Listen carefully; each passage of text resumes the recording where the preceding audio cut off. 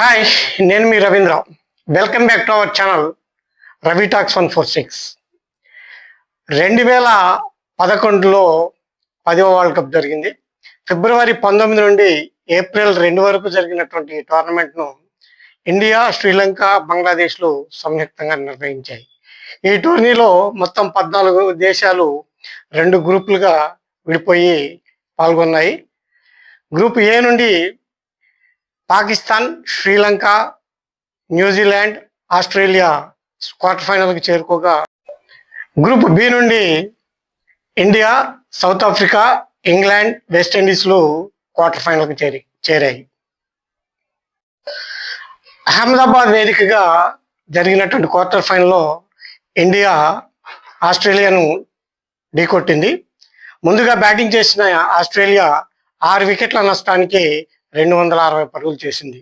అనంతరం batting start చేసిన India Sachin, Gambhir, Yuvraj Singh అర్ధశతకాలతో మరో 14 బంతులు మిగిలి ఉండగానే విజయం సాధించింది. యువరాజ్ సింగ్కి మ్యాన్ ఆఫ్ ద మ్యాచ్ దక్కింది.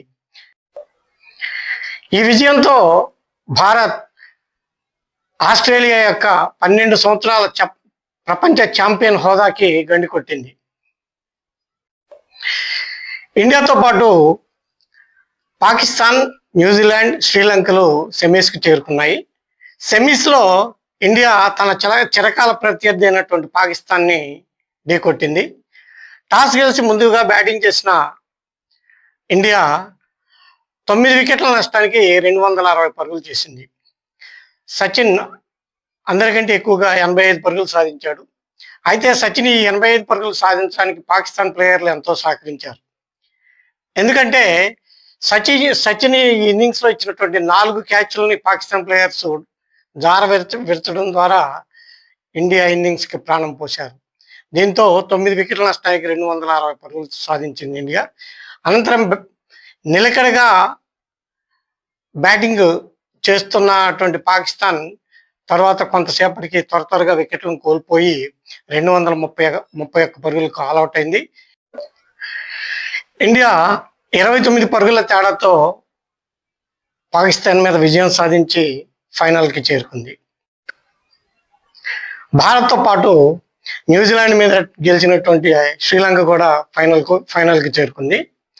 అది ఏప్రిల్ 2, 2011. 28 సంవత్సరాల భారత అభిమానుల నిరీక్షణకు తెరదించిన రోజు. ఇండియా, శ్రీలంకలు ముంబై వాంఖేడే స్టేడియం వేదికగా జరిగినటువంటి ఫైనల్లో ఢీకొన్నాయి. ముందుగా టాస్ గెలిచి ముందుగా బ్యాటింగ్ చేసినటువంటి శ్రీలంక 6 వికెట్ల నష్టానికి 274 పరుగులు సాధించింది. అనంతరం బ్యాటింగ్ చేసినటువంటి ఇండియా పరుగుల ఖాతా తెరవకుండానే సెహ్వాగ్ 31 పరుగుల వద్ద 19 పరుగులు చేసినటువంటి సచిన్ టెండూల్కర్ అవుట్ కావడంతో ఇండియా అభిమానుల్లో ఆందోళన మొదలైంది.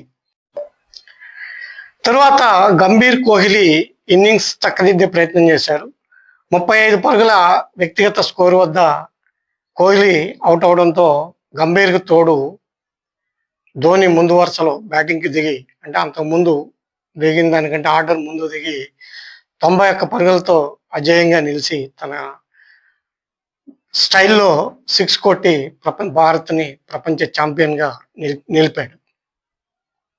దీంతో ఇండియా 2వసారి ప్రపంచ కప్ను సొంతం చేసుకుంది. ఆల్రౌండ్ ప్రతిభతో ప్లేయర్ ఆఫ్ ద టోర్నమెంట్గా యువరాజ్ సింగ్ నిలిచాడు.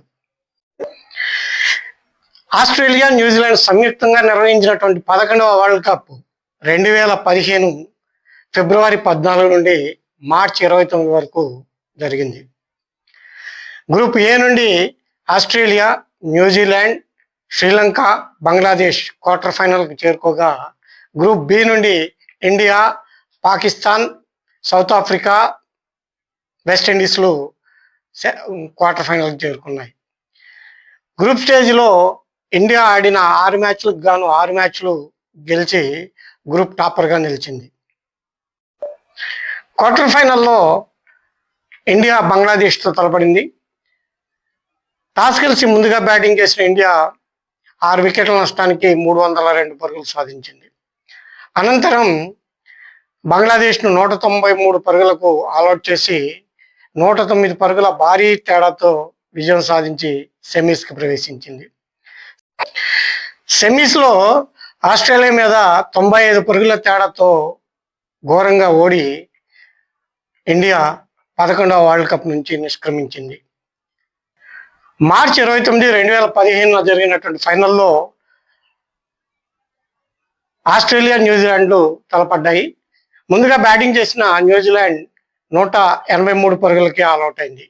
అనంతరం బ్యాటింగ్ స్టార్ట్ చేసిన ఆస్ట్రేలియా కేవలం 3 వికెట్లు కోల్పోయి 33.1 ఓవర్లోనే లక్ష్యాన్ని ఛేదించి 5వసారి వరల్డ్ ఛాంపియన్గా నిలిచింది. ఈ టోర్నీలో 22 వికెట్లు సాధించినటువంటి Mitchell Starc player of the టోర్నమెంట్గా నిలిచాడు.